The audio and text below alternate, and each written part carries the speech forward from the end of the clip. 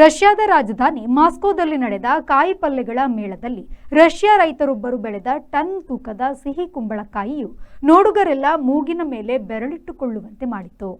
ರಷ್ಯಾದ ರಾಜಧಾನಿ ಮಾಸ್ಕೋದಲ್ಲಿ ಪ್ರತಿ ವರ್ಷ ತರಕಾರಿ ಮೇಳ ನಡೆಯುತ್ತದೆ. ಈ ಬಾರಿ ಅಲೆಕ್ಸಾಂಡರ್ ಚುಪೋವ್ ಎನ್ನುವವರು ಪ್ರದರ್ಶಿಸಿದ ಸಿಹಿ ಕುಂಬಳವು ನೋಡುಗರ ಬಿಡುಗಣ್ಣರಾಕಿ ಬಾಯಿ ಬಿಟ್ಟುಕೊಂಡು ನೋಡುವಂತೆ ಮಾಡಿತು.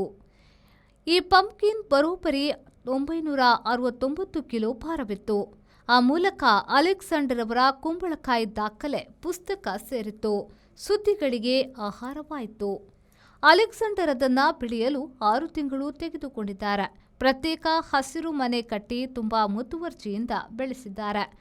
3,000 ಮಂದಿ ಬೇಸಾಯಗಾರರು ಇದರಲ್ಲಿ ತಮ್ಮ ತಮ್ಮ ಬೆಳೆಗಳೊಡನೆ ಪಾಲ್ಗೊಂಡ್ರು. ಇದೇ ಹಣ್ಣು ತರಕಾರಿ ಮೇಳದಲ್ಲಿ 144 ಕಿಲೋ ತೂಕದ ಒಂದು ಕಲ್ಲಂಗಡಿ ಹಣ್ಣು ಕೂಡ ಹಲವರು ನಿಂತು ನೋಡಿಯೇ ಹೋಗುವಂತೆ ಮಾಡಿತು.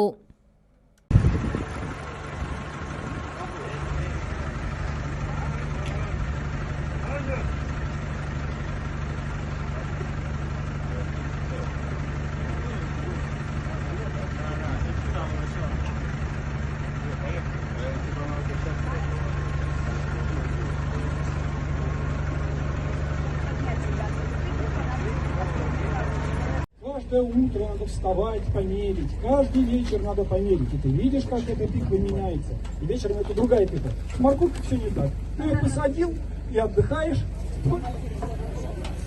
Ира просит не потерять лопату. А вот и хозяин тыквы, Артем Ефремович. Пусть у меня не самая большая, но зато самая красивая. Нам главное не сдаваться, иначе кабачки захватят мир. Слушай, ну... 5, 4, 3, 2, 1!